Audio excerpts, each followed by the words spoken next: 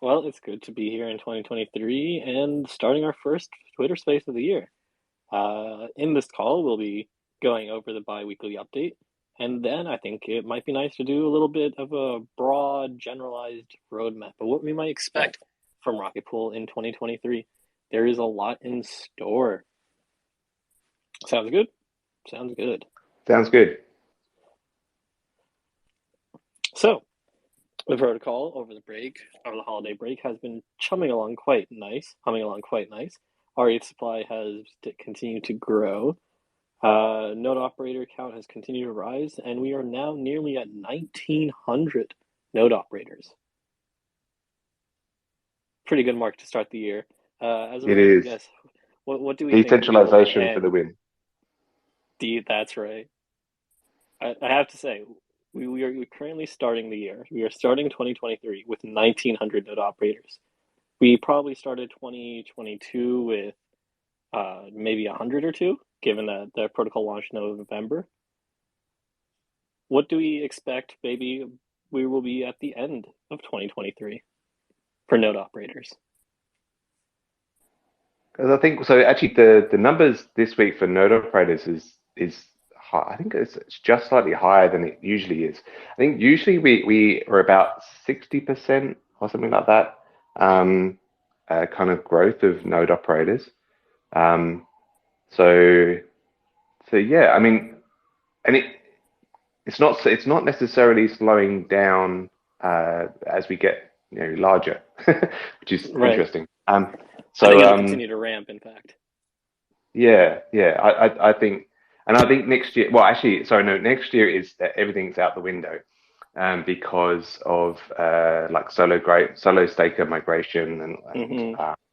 and also kind of lowering the ETH collateral that's required for node operators as well.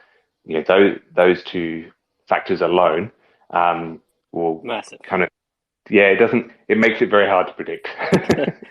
My wild guess is we will finish 2023 with 5,000 node operators at the very Yeah, least. I think that's probably about right. Nick, do you want to throw out a wild guess before we move on to the real updates?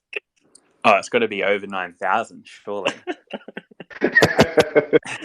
If you kind of if you kind of extrapolate out in the biweekly, we do that have that helpful annualized growth percentage, and it tends to hover between like 50 and 100%, right? So if you took the upper side of that, you'd say that although you can't be sure these conditions will continue, doubling all else equal by the end of the year, kind of 3 to 4 thousand would make sense.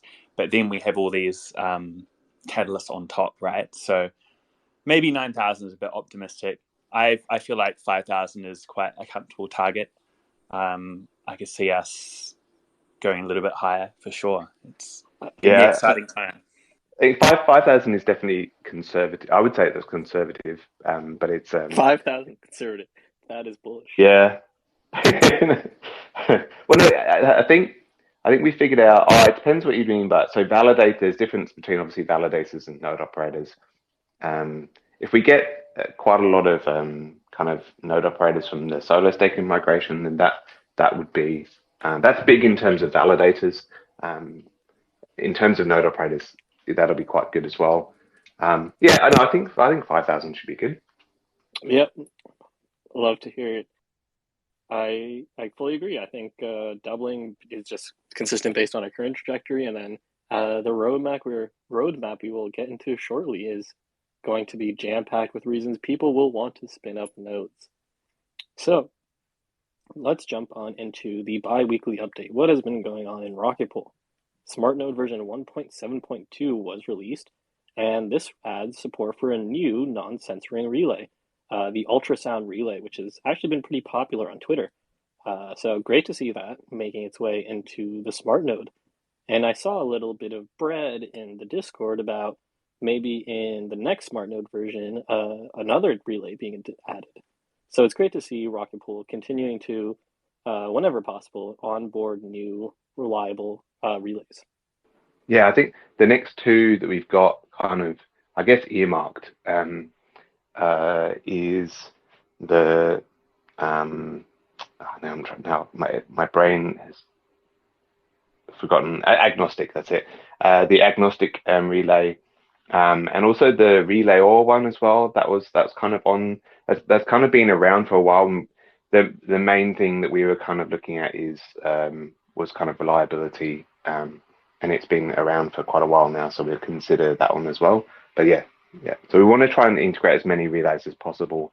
There is a little bit of due diligence that we need to kind of do just to make sure that they are relatively, trustworthy, because there is a trust assumption with relays, but also the fact that they're reliable as well. That is the other one.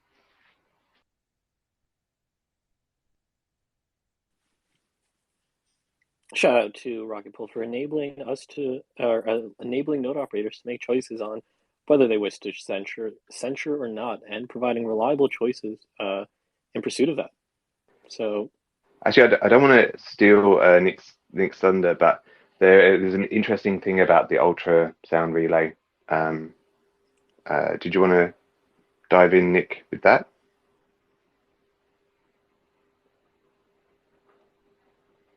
Or I lost him. Potentially. What is the? Give me a hint here. Is this the partnership wherein we're trying to sponsor a node? I don't know. No. So actually, so we're working with Justin Drake, and so Justin Drake has agreed to kind of come on one of our community spaces, and so we'll have awesome. So we'll have Justin on one of our Twitter spaces in the near future. That is incredible news. Justin Drake also had been just chatting in trading the other day, talking about MEV burn.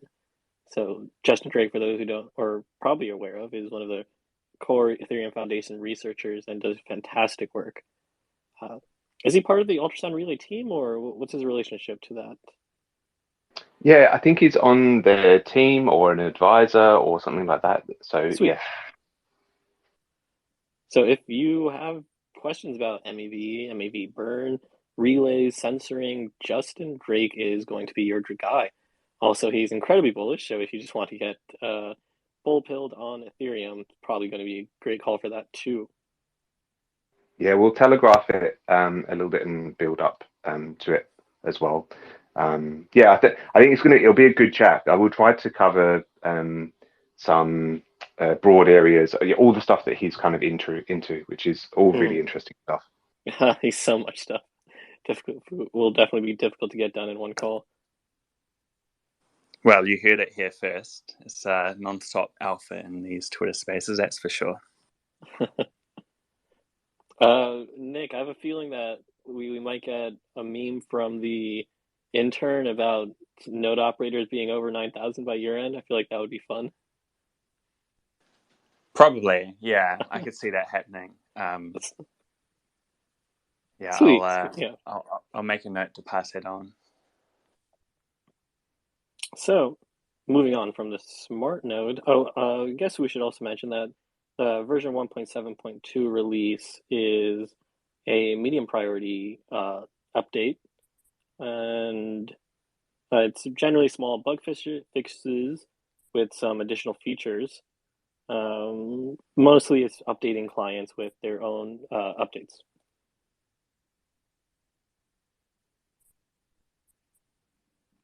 Yeah, that's it. Yep. Moving on to R&D. So far, as you might expect, the things are a little quiet as we just got off holiday break. However, things in the background have not ceased. One of the good things about holiday breaks is suddenly people who are quite busy find themselves, ironically, with a little free time to just be on their phones and talk to people, if not get work done. So while there are no shipping things in this update, tons of conversations have been going on in the background. I'm not sure exactly how much can be said about these conversations. Darren, anything you would like to say on that topic? Now I'm the one that's lost. I think there are a lot of conversations, but which one? We've got so many. Are we jumping ahead to integrations? Are we? Okay. Yep. Sorry. Yeah. It's backtracking a little bit just to R&D. Uh, Right. the rETH router, and let's start with that. The Ah. rETH Yeah. router Yeah. is a pretty Yeah. So rETH actually, router. although okay, so when we say we're not shipping, so Nick, as in Nick D, has been kind of doing a lot of work over the kind of Christmas break, and so he's been optimizing the kind of the staking site so it's now got this built-in router which will route uh, orders through either the deposit pool if there's space in the deposit pool, or it will go to the open market and get it from Balancer or Uniswap. And so he's been optimizing that, and he's optimized the website. It's amazing. Like the amount of Nice. how quick the website is now is absolutely stunning. So he's done a Hmm. fantastic job on that. And so it's actually deployed to mainnet, but not turned on. So Oh, okay. we're doing some very very last minute kind of tweaks. Very small one in terms of showing. One of the things that I kind of highlighted was showing the premium, because Hmm. I think it's Very important. important that people are kind of aware of the premium when they go through it. So we're just adjusting that and trying to figure out a good way of displaying that. And then once we've done that, we should be able to turn it on, do a final test, and then we'll kind of announce it. But yeah, it's a really cool kind of milestone in terms of the staking website, and it's yeah, it's been optimized amazingly, so it's very very good. My apologies when I said not shipping. I was skipping ahead to integrations and yeah, meant no offense to the team. Love that the rETH router is coming along swimmingly. For those a bit unfamiliar with what we were talking about when we say rETH router, currently the rETH deposit pool is capped out, and so users who go onto the stake.rocketpool.net site to mint rETH are unable to do so. And this is not great UX, so the team has decided to create their own form of DEX router, similar to how 1inch works, to give users a smooth experience, alternative way to get rETH. As a one of the challenges of that is displaying the premium because rETH currently has a fairly variable premium. It had been consistently floating around 2.5%, but just of recent times, due to one whale moving around over 1,000 rETH today, it's dropped down to 1.7%. So making sure the users are aware of what the premium is important so they don't feel like they're getting rugged if suddenly the premium has dropped a lot and they were like, "Oh no, why did I lose money?"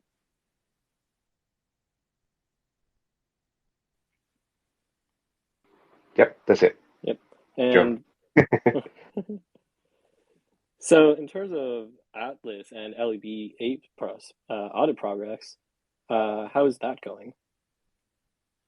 Yeah, so Signet are basically done. Oh no, they are done. They've done the fix checks on the contracts. So hang on.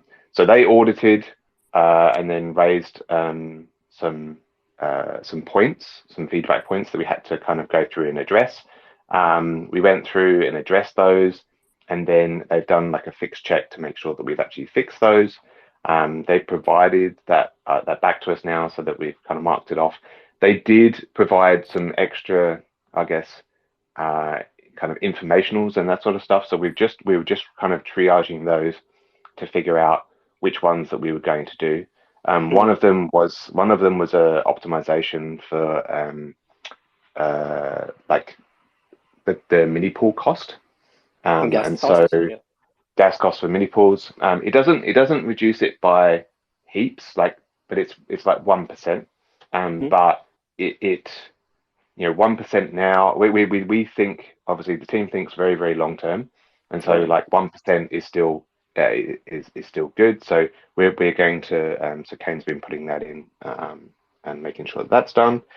Um, so yeah, so that's gone really well, and so we're at the very late stages of that. To be honest, what we're doing now is preparing for the next one, which is consensus diligence. And I believe, I'll have to double check my timeline actually, but I believe they start next week.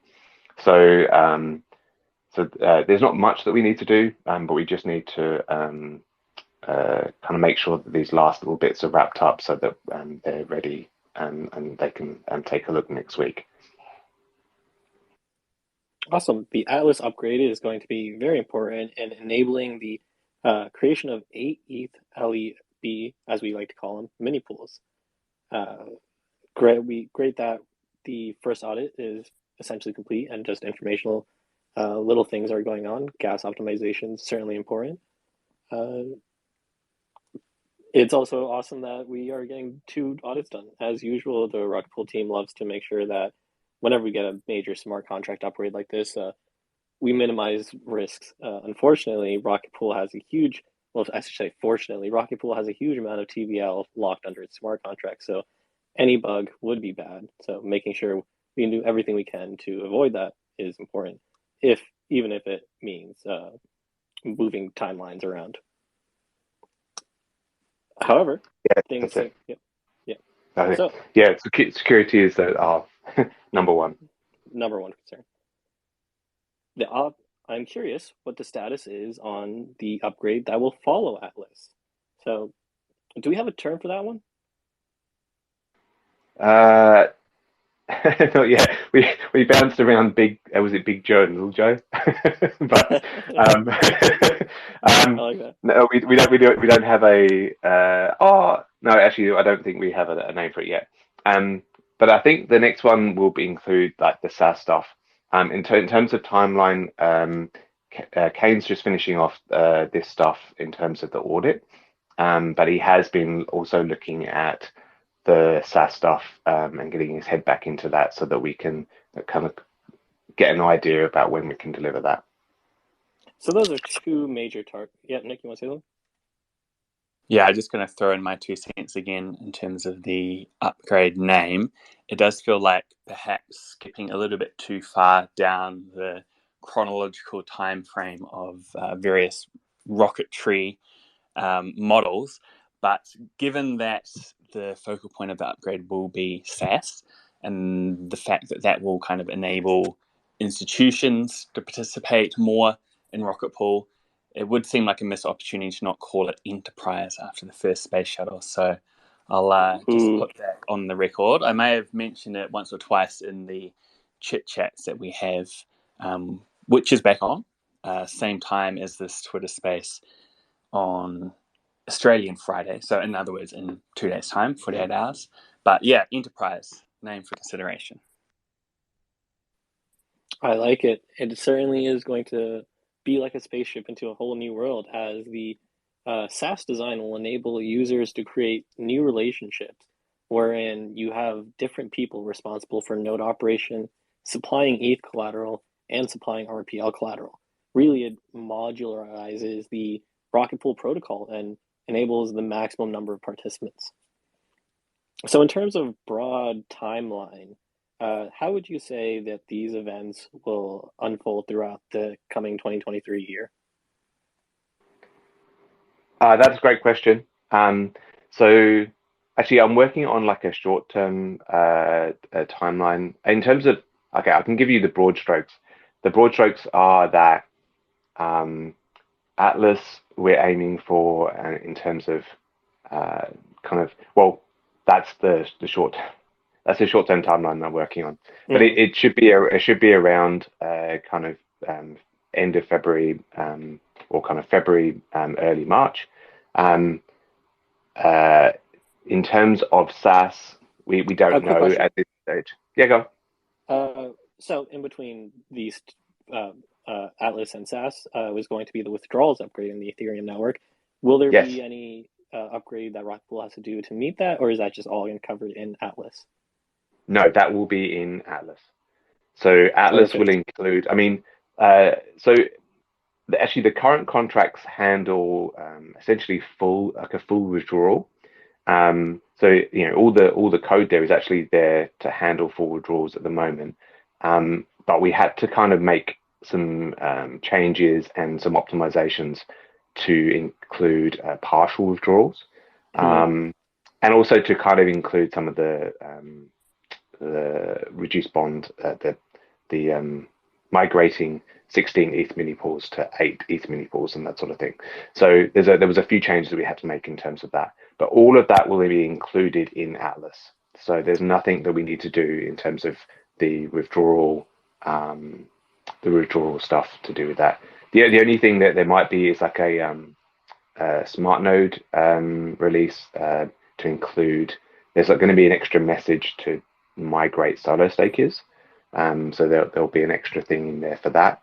But apart from that, so no contract changes are necessary. Perfect. So it's almost like Atlas is 2 upgrades, one immediate and then one a little delayed down the road. That's right, exactly. Sweet. So moving forward from when the Ethereum withdrawals is released itself, we have the SaaS. And what is, obviously this is now getting into much harder territory to estimate, but do you think is the approximate timeline for SaaS? I mean, we want it to be quite close after like withdrawals are implemented and that sort of thing. But it really depends. So one of the things that we're doing is reviewing this kind of scope of it and seeing if we can kind of simplify it, so that we can kind of deliver it a bit quicker or more, definitely quicker. Because testing on the SaaS stuff is going to be quite tricky. So we're just reviewing that at the moment. So that's why everything is up in the air in terms of SaaS. But the ideal situation is that we would do it quite quickly after we've released kind of Atlas. That's what we would like to do.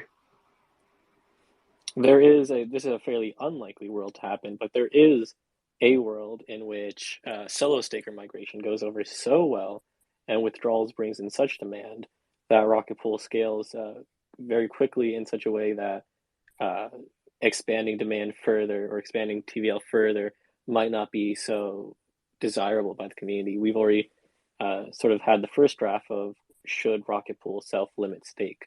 So in the best case scenario, perhaps SaaS could wait a little bit. But of course, it's great to see that there's so many different ways in which Rocket Pool is going to be ready to scale.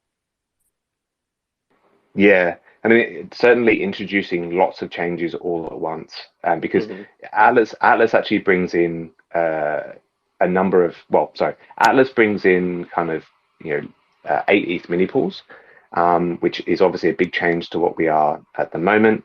Then with withdrawals, other parts of Atlas gets activated. So the migrating 8 ETH mini pools to 16 ETH mini pool, sorry, the other way around. 16 ETH mini pools to 8 ETH mini pools, and the solo migration stuff. So there is definitely a lot of change coming that we want to kind of monitor to see how, because you never really know. Like after you can think and theorize as much as you like, but once it's out into the wild, that's actually how it works. So it's definitely prudent to be kind of do things in stages. Absolutely.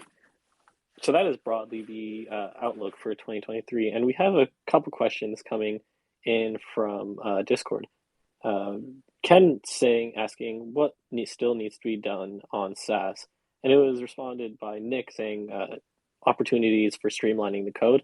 But is there anything else other than streamlining the code, trying to simplify it? Or is that really just the brunt of things that need to be done? Well, some of it was, so previously we were hitting walls because we didn't have a good grasp of how we were handling withdrawals. Now we that's pretty solid. So we'll be able to have a bit more of an idea around that. I think one of the things that we were doing with SaaS, it's kind of just like the scope of SaaS and the feature set of SaaS. We're just reviewing to make sure that we're doing it as optimally as possible, and as ideally as simple as possible. So that's one of the things that we're kind of reviewing in terms of that. Ideally, we would try and get something for SaaS out quickly, and then layer on some more features, that would A be minimum viable SaaS. better. A minimum viable SaaS, but this is all up in the air because really we just need to go through, get our head back into the SaaS design, and say, okay, no, actually, our design was good, or actually we need to pare it back. They're the things that we're working on at the moment, and that's where it's a bit unknown at the moment. Understood. And so this is all for the 2023 year. Is there anything that we might even hypothesize towards the year's end what Rocket Pool will be up to? Yeah, that's tricky. I mean, the natural thing to kind of put there would be kind of 4 ETH mini pools, but I think it's better to let that unfold slightly. Just because exactly the same conversation we just had. There's going to be a lot. There's going to be a lot of change, and once that change is kind of settled, then we'll be in a much better position to figure out, okay, so where's the next step?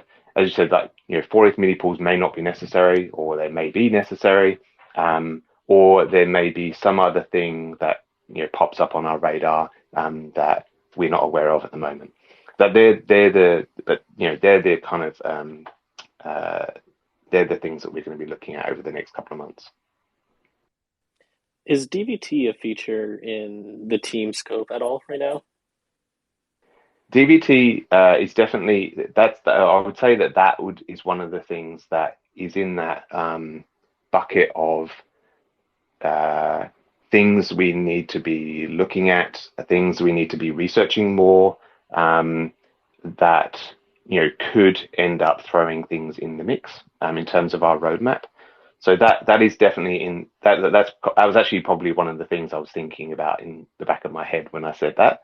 So DVT is something like we've kind of done initial assessments on DVT, and DVT is very, very difficult to apply to a permissionless validator set. And so that's why we haven't been as I guess focused on that. We've been focused on kind of reducing the collateral requirements.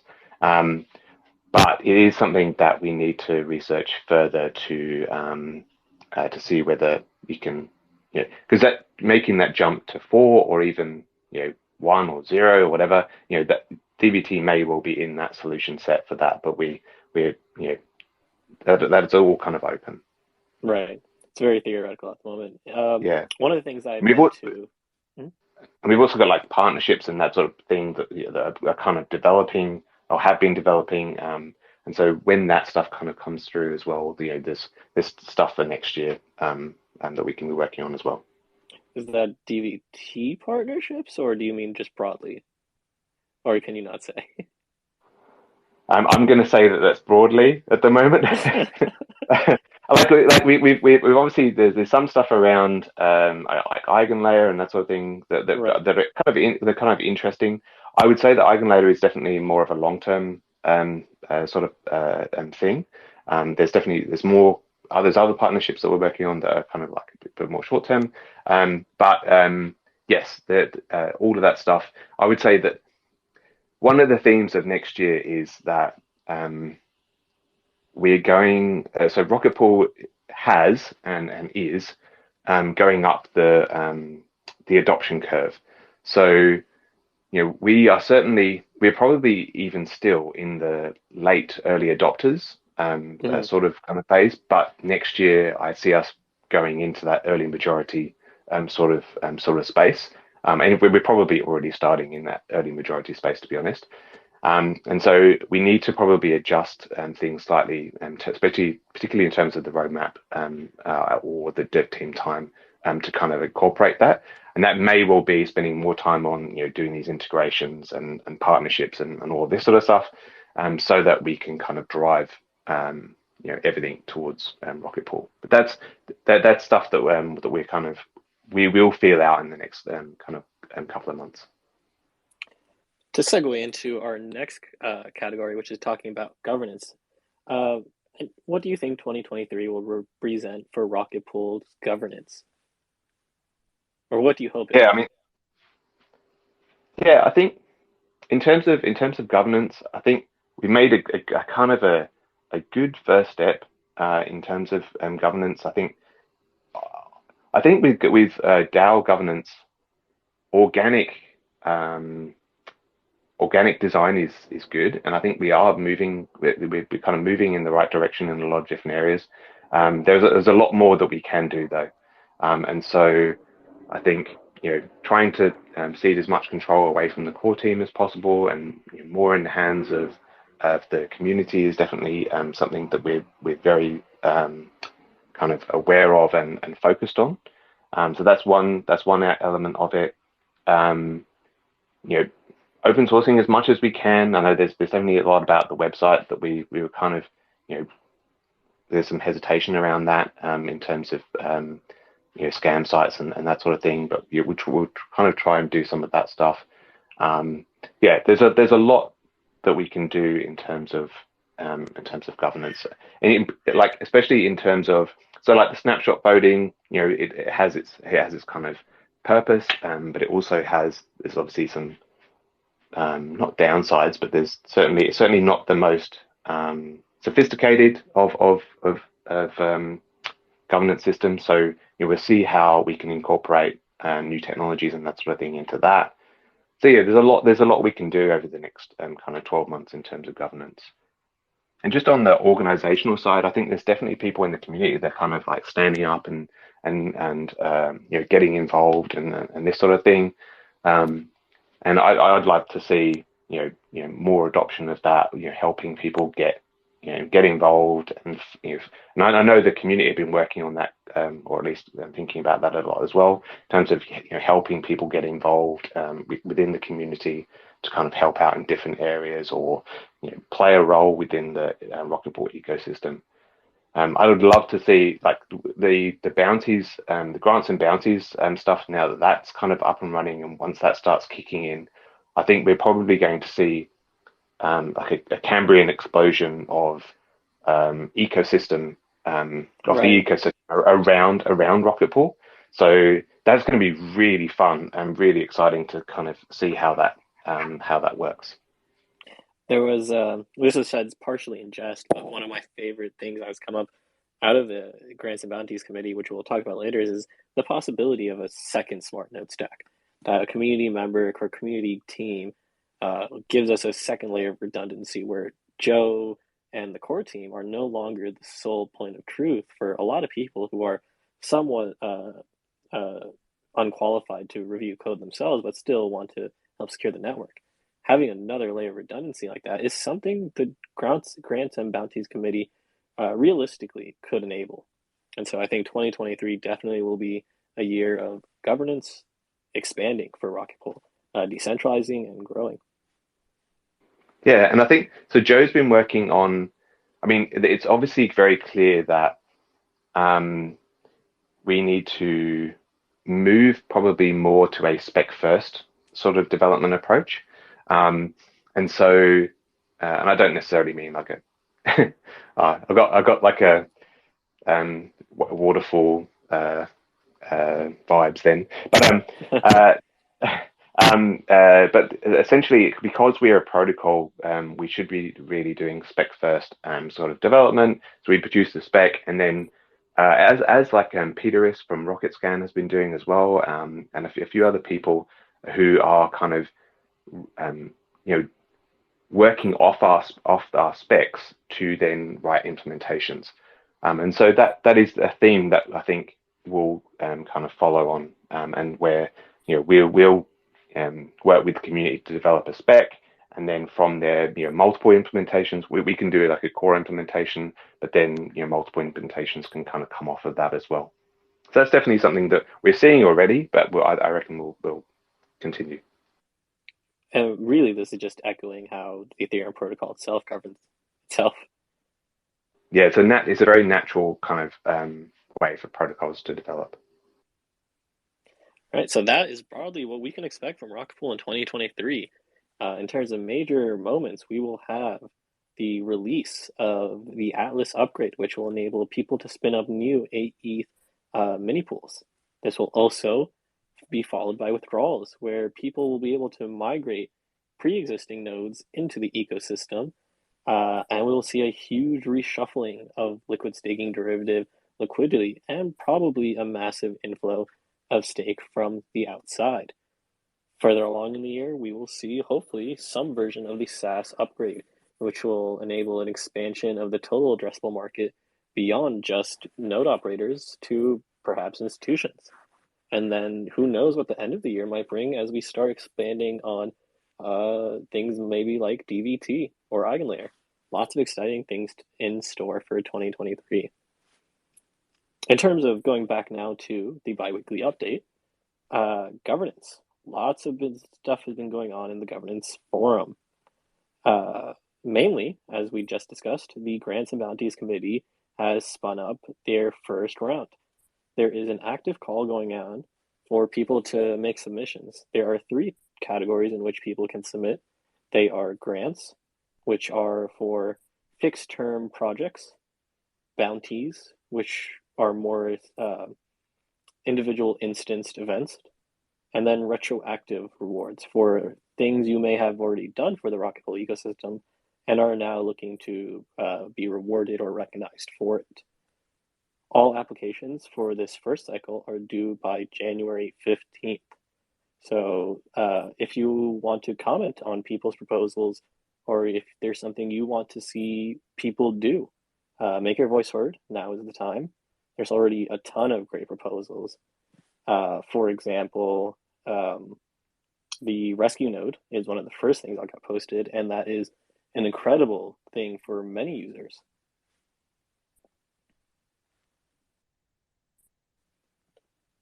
There is also a discussion on how the PDAO committee should be structured.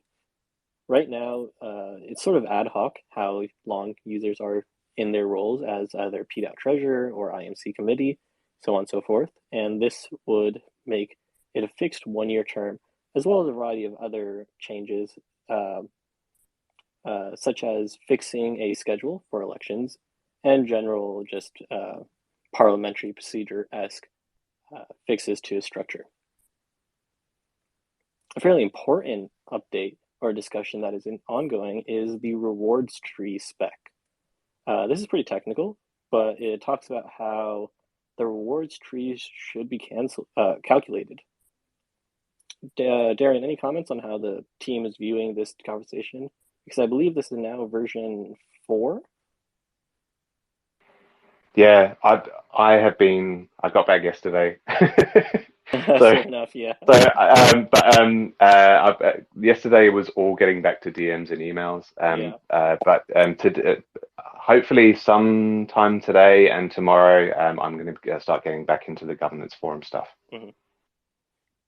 So other important things are the PDAO treasury and GMC budgets have been posted. So if you want to audit things and make sure people are spending money appropriately, you can do that. Another interesting post was talking about how the protocol can best position itself to market when withdrawals are live. Can we reach solo stakers? Nick, do you want to comment a bit on what Rocket Pool's strategy is around withdrawals, specifically about getting solo staker migration? Sounds good. I think a few of the points that have been raised so far on this call just go to show how attractive Rocket Pool may appear to solo stakers who, perhaps spun up their node before Rocket Pool was really an option. Having things available like smoothing pool, rescue node, the Rocket Arb opportunity as well, and given the fact that Rocket Pool as a protocol is still really the only option that has a decentralization focus, it kind of makes it automatically makes Rocket Pool a pretty strong candidate for anyone kind of looking to move around.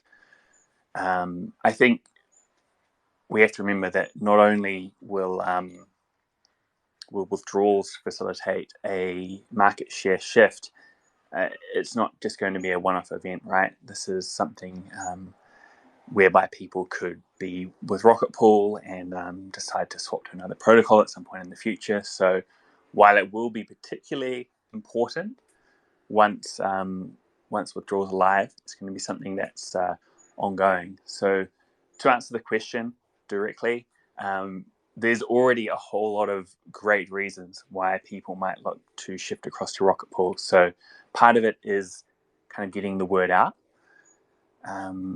We do have a pretty good presence on the various social platforms, whether that's on Reddit and some of the subreddits there, like ETH Finance, ETH Stakers, and on Twitter, of course, too.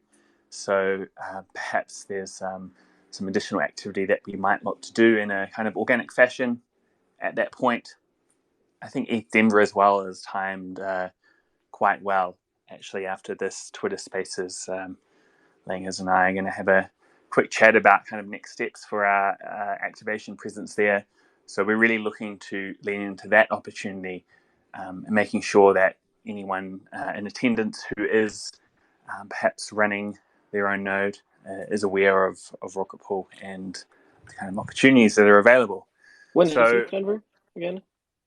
So that's a good point. Actually, I don't think we have much in the way of ETH Denver in this bi-weekly update. Certainly the next one will feature some more details post this chat we're having later today, and then I'd expect on the chit chat on Friday and probably next week's community call as well. But the Rocket Pool team will be attending for the core event, so we're actually flying up end of February. Takes a little while to get up to the US from down in our part of the world, at least for all of us except Joe, it is.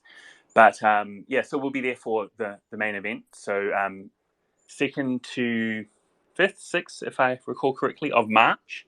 And then there will be a couple of us who are staying on for the mountain retreat afterwards, myself included. 2nd to 5th is the Sunday when the kind of main event. So probably will be before the withdrawals hard fork is actually live. I doubt they manage it by early March. Oh yeah, for sure. But and again, probably something we'll chat a little bit more later on. Part of the reason why the LSD narrative, liquid staking derivative narrative, has had a bit of a resurgence lately is people looking towards, the enabling of withdrawals. So long as it's something that's like at the front of people's mind, we're continuing to make progress. There's additional announcements kind of going out. I think even if we don't have necessarily a set date by then, it'll be something that more than ever is a consideration for solo node operators. So maybe not being able to kind of close the deal, as it were, I'm sure we'll be able to leave a pretty good impression for anyone who attends and wanders over to the Rocket Pool booth or attends some of the events that we're planning. They'll no doubt leave with a good understanding of everything that Rocket Pool has to offer them. Sweet. I think there'll be a lot of node operators there, honestly. There's a ton of people, human people, that go to these events. The Layer Zero tends to congregate there, and I'm sure node operators will love to learn. So, and something that we're not forgetting either is the fact that there is probably a large contingent of people attending who don't really know much or anything at all about ETH staking. Perhaps they could even hold large sums of ETH themselves, but for whatever reason are not kind of participating in that side of the ecosystem. So as well, it's going to be a great opportunity, hopefully post Atlas, to promote Rocket Pool to a brand new audience as well. So from kind of one extreme of very experienced node operators who have been in the space since day one over to a brand new audience, we're going to have to make sure that we've got something available for everyone who attends. Sort of the beauty of the protocol. It's a two-sided marketplace that caters to the lay people and the technically competent. And as such, our marketing strategy will have to reflect that. So, moving on then to a rather lengthy topic, which is the status of the Oracle DAO. And there have been several forum posts over the holidays about ways to improve participation and ways that the community and team can monitor One of these is the ongoing discussion of the ODAO heartbeat to see liveness and how people are performing. Additionally, there have been calls for some form of communication channel between the ODAO and PDAO. Darren, I'm sure you have, as you're just getting back, you may not have read these, but could you tell us what the team largely thinks about sort of improving the transparency with the Oracle DAO and trying to increase the ways the PDAO essentially can monitor the ODAO? Yeah, I think I need to digest that stuff and kind of come up It's with a lot, some yeah. kind of opinion. Yeah, it's a lot to kind of like break down. I think I mean, definitely in terms of greater engagement with the ODAO is something that has been kind of front of mind for me for quite a while. But obviously being heads down with Atlas, that's kind of taken a slight backseat. But one of the things that we're working with Mav on is those kind of more touch points with the ODAO. I think we looked at kind of making all the communications channels kind of public with the ODAO. What we're trying to do is put everything that we opened up the ODAO kind of announcement channel to the public, so that everyone can see what announcements we're making, and they're the like that's pretty much the communications. There are other kind of channels, but they're really kind of like informal channels. So that's kind of the main kind of communication thing, so everyone can see what we're sending out to the ODAO in terms of the official sort of stuff. So that's, I mean, yeah, I'll kind of break that down a little bit and come back. I mean, there's going to be some good advice in there, so we'll kind of see if we can kind of incorporate the feedback. A question coming in from trading. Dondo is wondering what the team's stance is on the idea that ODAO payments are, in some sense, public goods. Does the team still believe in that opinion? So in some cases, yes. So I think I kind of touched on this a little bit before, but so for many of the ODAO members, the idea is that it's a public goods kind of payment to them. So especially the client teams, we're the ODAO payments go to the client teams, and then they can use that to further Ethereum in general. So I think that's a really important step. For others, other members of the ODAO, it's not necessarily as kind of public goody. Each ODAO member does have some costs that they have to do, but obviously that doesn't the payment they get is kind of more. So some of it is kind of like a kind of a pseudo partnership. So we do have, so through the fact that that they are on our ODAO, we do have very, very good access and very good relationships with these people or the people in the organizations and the organizations themselves, and so that is definitely something that we've kind of been not leveraging necessarily, but certainly leveraging in terms of having access to those people and being able to move things that we want to get things moved. So that there's kind of like this joint thing between the public goods and a kind of a pseudo partnership sort of agreement. Yeah, that sounds good. I think that clears up some of the confusion. So yeah, tons of conversation going on about the Oracle DAO and how to best make it function. One more question, actually. When you meant the ODAO announcement channel, did you mean events ODAO? No. I'll just bring it up. So there's an announcement channel called, it's still got a lock on it. Why has it got a lock on it? Was that not supposed to have a lock on it? I need to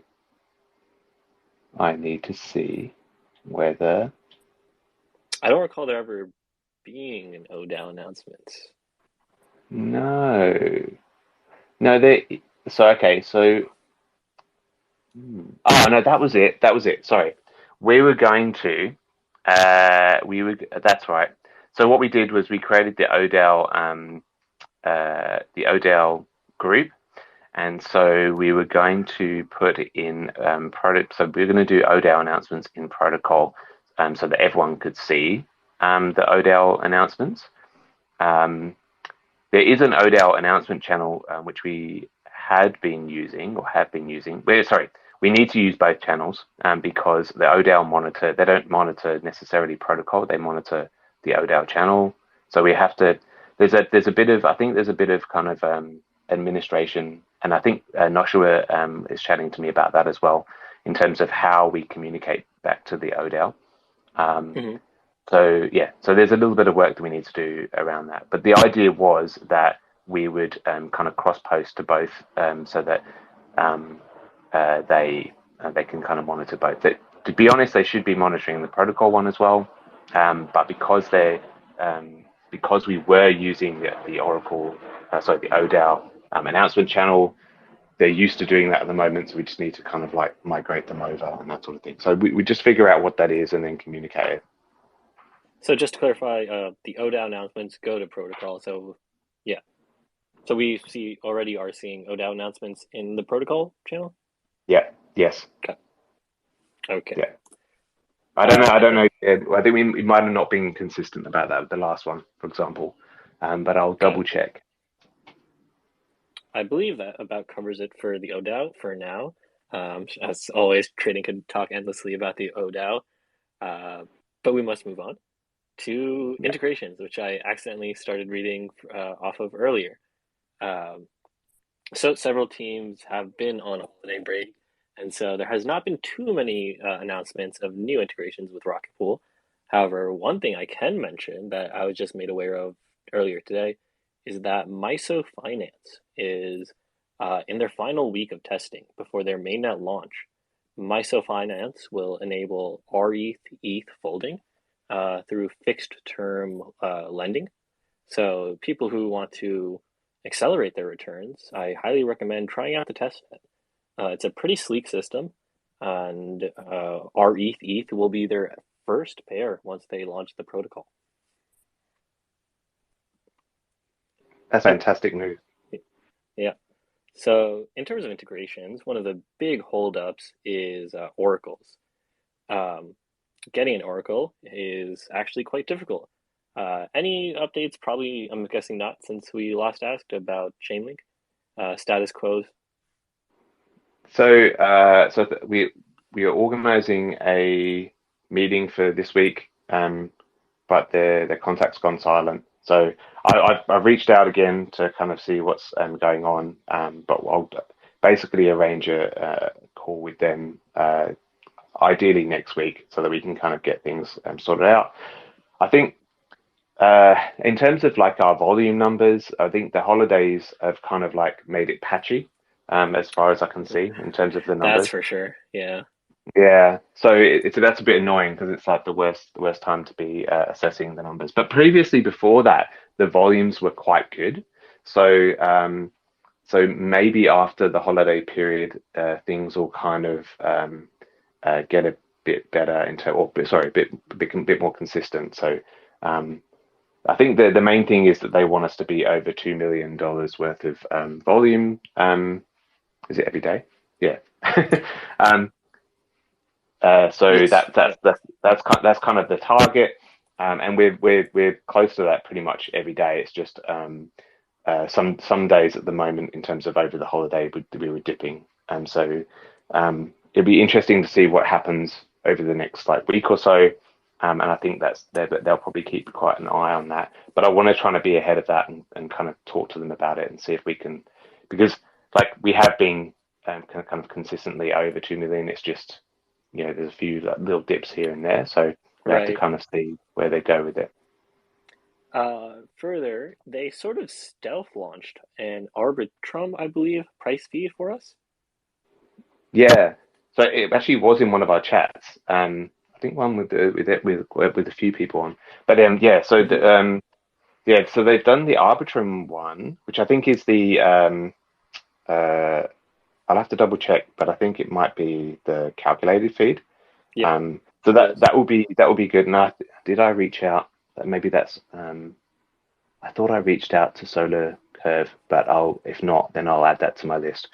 To talk to Solar Curve about balancer on Arbitrum, because that'll be great to get Balancer that on kind of sorted Arbitrum. out. Hmm. Balancer on Arbitrum, so then we can start incentivizing stuff on Arbitrum and build up that kind of liquidity over there as well. That's right. It'll be great to get both of the major optimistic rollups enabled. I'm curious, does Chainlink do anything with uh, non-optimistic rollups, perhaps like a Polygon? Hmm. I haven't asked them about Polygon. I Okay. am pretty well. Yeah, I haven't asked them about Polygon. I'm not sure if I've even asked them yet about ZK, ZK Sync 2, but I'm pretty sure when I spoke to ZK Sync, they said that Chainlink were going to be operating on ZK Sync 2 as well. Hmm. So that's another thing that we need to kind of have a chat to them about. I kind of don't want to give them too many messages. I want to make Right. sure that we get our L1 Oracle kind of like sorted, and then I can start bugging them about everything else.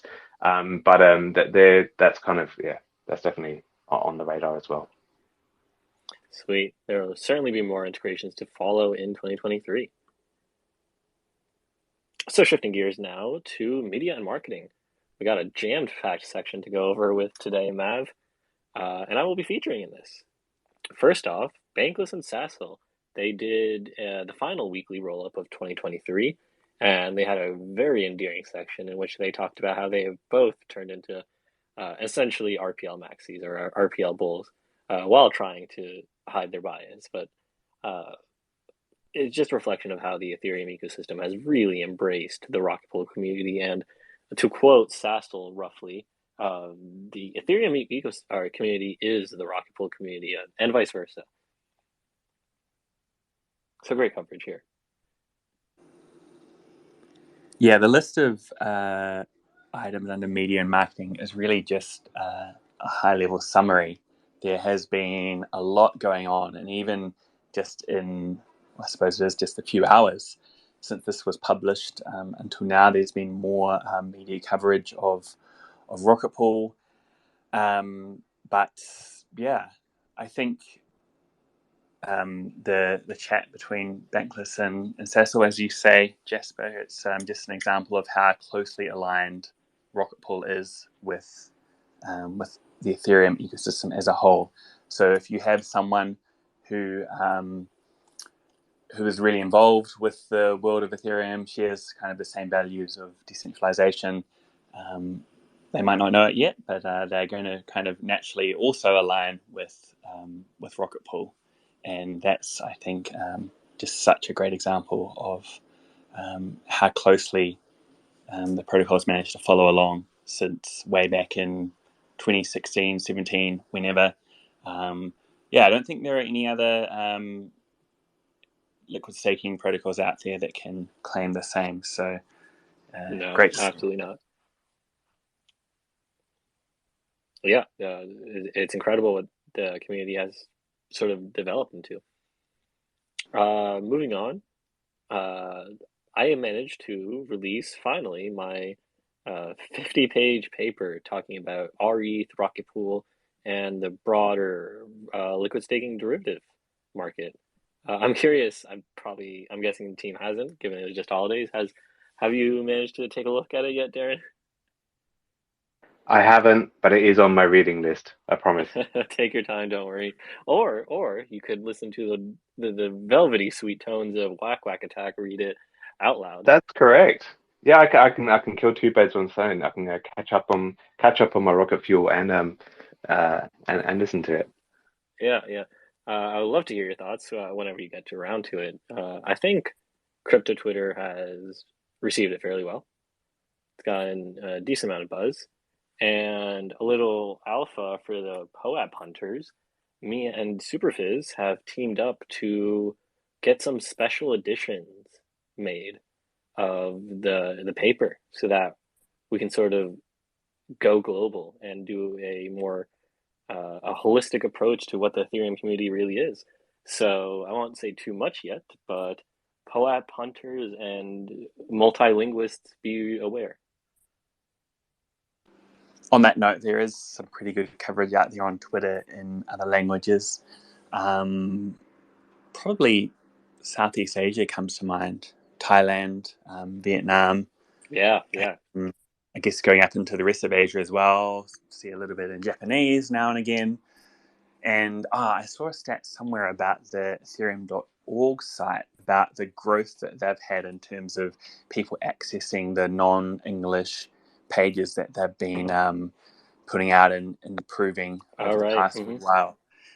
Obviously, for Rocket Pool itself, there's been kind of question floating around all of our documentation and essentially all of the support and all of our communications are in English. So how far should we kind of lean into other languages, whether we should just stick to focusing time and effort on English. But I think when it comes to a piece like this that you've put out, Jasper, in terms of its evangelical nature, should I say, being able to spread the word.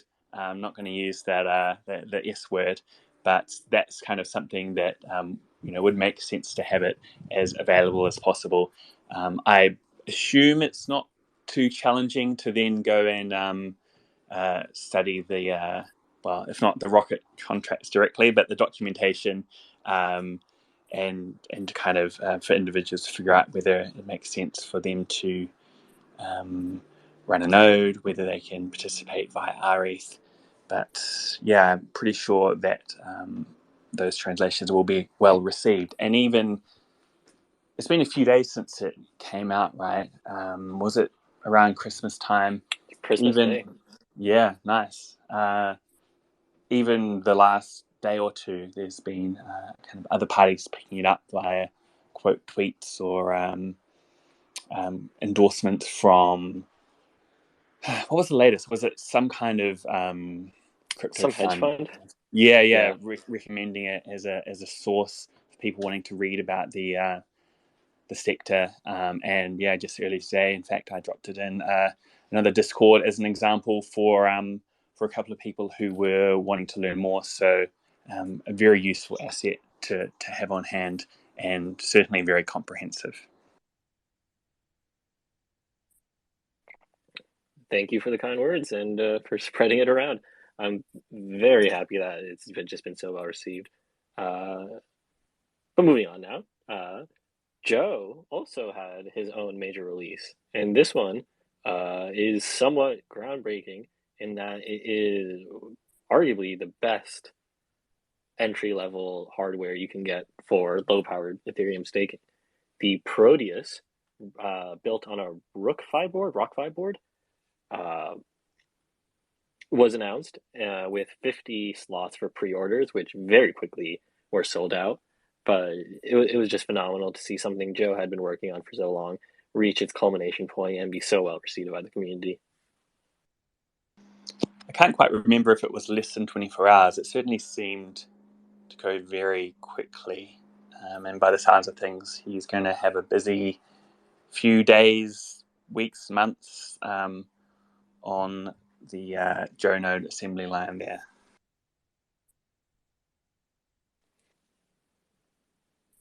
Also good to see, pretty sure I saw somewhere that the orange and orange adjacent colors are very popular. I believe it was Anthony Sano's RP node box is also super orange. So orange is here to stay. We like the orange, yeah.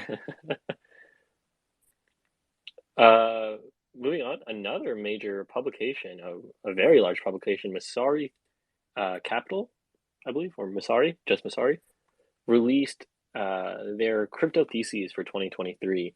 2-Bit Idiot is the Twitter handle for their founder.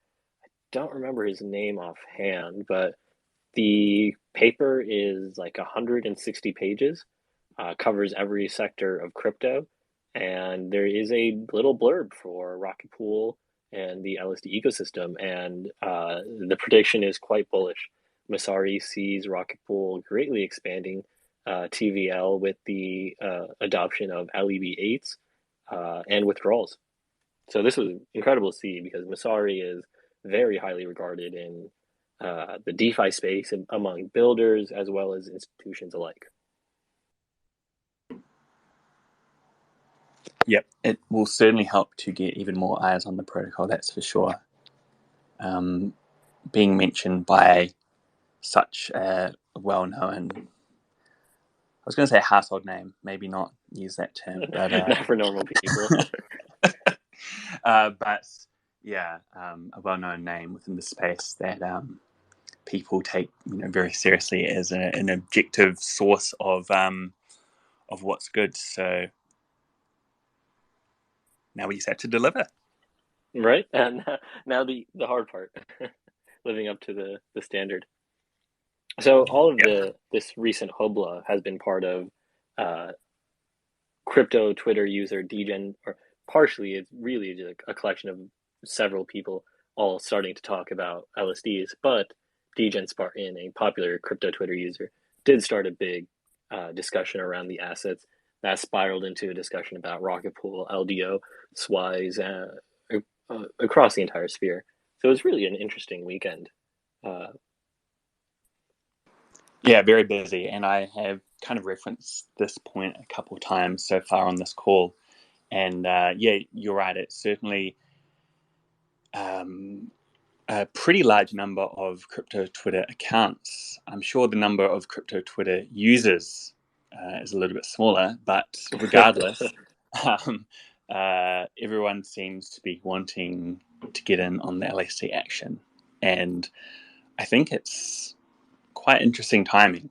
Maybe a little bit sooner than I would have liked in terms of planning out quote unquote marketing activity and activations for the rest of Q1.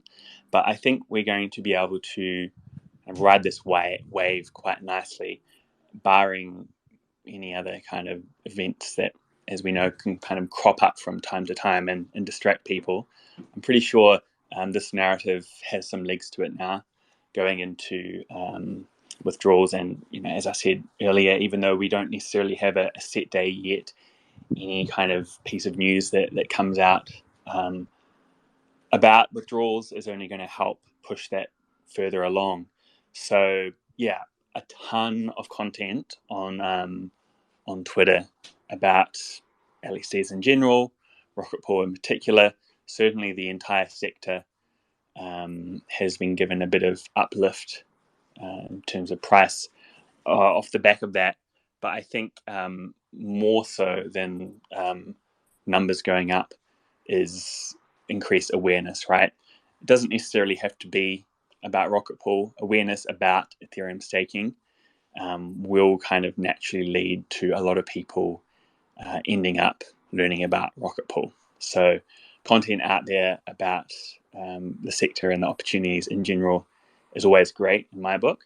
And certainly if you want to stay up to date with all the bits and pieces that come out on Twitter from time to time, the intern account is a pretty useful resource, although sometimes he does like to get a little bit carried away. So you might find your feeds chock-a-block with Rocket Pool content, which may be a pro or a con, depending on your views on that. But on that note, there is a lot of news and little bits of bread and alpha that gets dropped in various places, right, on these calls, which not always everyone can attend. Sometimes it could be a Discord message or two in the dead of night. Maybe it gets picked up on Rocket Fuel, maybe not. But I did hear that the intern has been very busy lately, studiously taking notes and compiling a bit of a list of the various Rocket Pool alpha topics floating around out there. So if and when Sounds like a Elon thread. gets around to if and when Elon gets around to fixing his Bird app, there could be a thread coming out of what you may have missed, or maybe not. You might be so on top of all the developments that you can even add to the thread. Who knows? But I think on this topic of a lot more people learning about what staking is, what liquid staking is, what Rocket Pool is, there may be even people on this call who are quite new to the ecosystem and could benefit from a bit of an overview of what is public information, but maybe not necessarily readily accessible information. So there are certainly things going on in the background, as always, where for one reason or another, information or detailed information can't be shared just yet. But there are a lot of kind of clues floating around, and if you put them together, it can kind of help to paint a picture of the future of Rocket Pool and kind of, I guess, the rest of Q1, the kind of short-term future. As Darren mentioned earlier, there's a lot of exciting stuff coming up in terms of the Rocket Pool ecosystem getting bigger and better. So, yeah, certainly 2023 off to a flying start. Absolutely. And some might say ChatGPT could help you analyze crypto Twitter and the Rocket Pool interns' tweets better than some crypto Twitter users. To understand that tweet, I suggest go analyzing what their RP intern has been tweeting about, and you might get some bread along the way. One thing I want to touch on that you mentioned, Nick, is that as the conversation has developed around these liquid staking derivatives, the tenor of them has changed. Whereas last year, the tenor of the conversation was about, should I be staking with Coinbase or should I be staking with Lido? It really feels like, especially post this recent weekend, we're in that early majority phase. What Darren mentioned earlier, the Rocket Pool is now in the tier one, so to speak, of staking organizations, or at least it feels like it, given the way that crypto Twitter has been talking about it and how Masari has been talking about it. The coverage really seems to suggest, and the numbers seems to suggest, that Rocket Pool has ascended into the early majority phase, which is an exciting time, and it is an important time, which means we have to now execute on the full majority phase, finishing it out and getting the product out there. So that is what 2023 will be about. Execution. Actually, yeah, thanks for bringing that point up, because it's something that I kind of meant to talk about in terms of the themes that are kind of coming up on Twitter lately. And I would certainly agree with everything that you've said. 3 points kind of in particular stood out to me. One was the willingness of institutions to work with liquid staking protocols. And in the same breath, you can kind of say DeFi integrations when it comes to liquid staking protocols. And when it comes to both those points, right now, obviously, there's a clear number one. But from my perspective, I only really see Rocket Pool being a valid challenger to that in well, I say the foreseeable future. Obviously, the foreseeable future is not that far into the future, but in the short term. And certainly what we've been talking about today points towards some potentially quite interesting developments in these two areas. And eigenlayer as well, that's a topic that's become quite trendy recently. Again, or maybe not again, but in this case, it really seems that Rocket Pool is the only option right now when it comes to eigenlayer integration. And obviously, what they're building over there is not kind of a short-term thing, and we don't know what the space will look like in the medium to long term. But it is quite clear that decentralization is a main point that the eigenlayer team is looking at. So in terms of integrations, obviously solo stake is highly decentralized. Rocket Pool a very close second, and not really anyone else behind, at least at this stage. And that would kind of bring me on to the last point in terms of themes, and that the space is beginning to be a little bit more crowded in terms of various names being thrown around. I think some context is probably important here. I don't like naming names or kind of talking down on other protocols. It should be quite common knowledge that Rocket Pool as a protocol really welcomes other decentralized liquid staking protocols. It's been mentioned on this call a little bit earlier. There's an intent to, at least I think it was on the call, maybe it was in trading, I'm getting confused, but the intent to self-limit and not looking to take over the entire liquid staking space. So we need other protocols to kind of step up and to provide opportunities. But yeah, I think some context is needed to think back and consider how long the Rocket Pool team has been working on building up this decentralized staking protocol. It certainly goes back many, many years. While Rocket Pool may not have been the first to launch, the kind of development history is so significant. Actually, I think I saw earlier today there was an Avalanche fork or using some Rocket Pool code to build a staking protocol over on chain. So, foundational not only within the Ethereum world, but over in some other ecosystems too. And maybe new joiners might not be aware of that, or we forget that from time to time.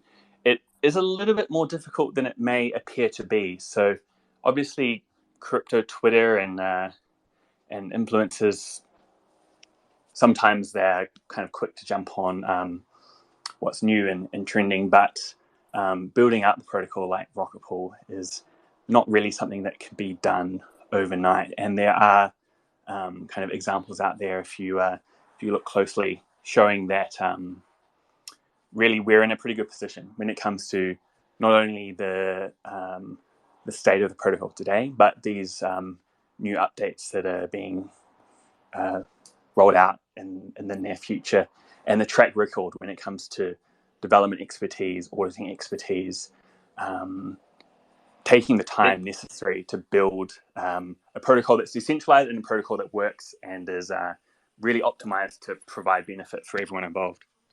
What you're saying reminds me of one of my favorite Vitalik pieces, the scarcest resource is legitimacy. Yeah, you're not wrong. And unfortunately, you tend to see that quite a lot in this industry for one reason or another.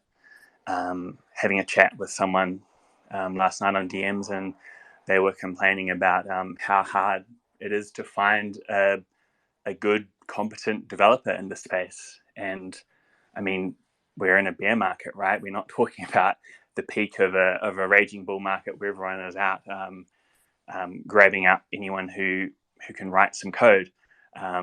It is really hard to find people who not only can do a great job, but in the context of liquid staking, with decentralization at the forefront, and willing to go so far as to make decisions that may harm or I guess delay is probably more accurate, growth, to ensure that decentralization is not sacrificed.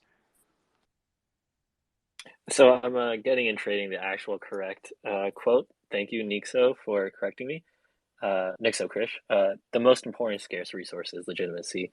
And I think what the Rocket Pool team does not get enough credit for is that they are one of the few to now be multi-cyclers, right?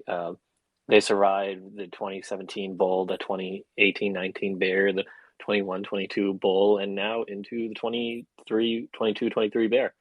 And very likely, I believe, to succeed through the bear market and emerge as a top Ethereum protocol, very quickly climbing the ranks. Just based on the technicals of what this call has covered today, Rocket Pool is very well poised to continue embracing the principles that have got it here in the first place. Yeah, we're getting maybe a little bit tangential now, but certainly okay, in one sense, past performance is not necessarily going to speak to future results, but when Rocket Pool says, okay, we're working on Atlas, this is what it contains, this is kind of the rough timeline, you can be reasonably confident that this will materialize. Not always perfect in terms of timelines and deadlines, and we like to say agile and responsive. One example being the context of the Atlas protocol upgrade itself, but even that maybe can be taken for granted because it's fairly common in the space to see dates given or certain things promised, and for it to slip, not by a little bit or due to external factors that crop up, but by considerable amounts. So also important to, I think, keep in mind when it comes to the growth and development of Rocket Pool, but the context of the wider space itself. Absolutely. So once again, huge shout out to the team. So unless anyone has any final thoughts, I think I can summarize what we were talking about today. Great. So today we covered briefly the fact that the team has just gotten back from the holidays and the protocol continues to thrive. We briefly discussed the broad timeline of how 2023 will play out, starting with the rETH router being integrated, soon to go live, and then moving on into Atlas and withdrawals, two events which are going to be massive moments for the protocol in scaling, in terms of helping Ethereum become more decentralized and healthy, and growing market share as well as being good stewards.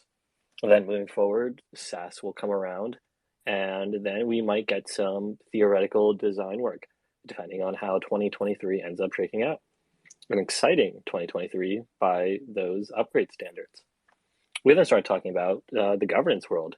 There has been a ton of governance activity as the GMC Grant and Bounty Committee begins accepting applications for the three types of categories. They are bounties for one-off type events, grants for sort of term-based events, things like the Rocket Pool rescue node, maintaining that, and then retroactive rewards. So if you are a contributor in the community, please make sure to apply.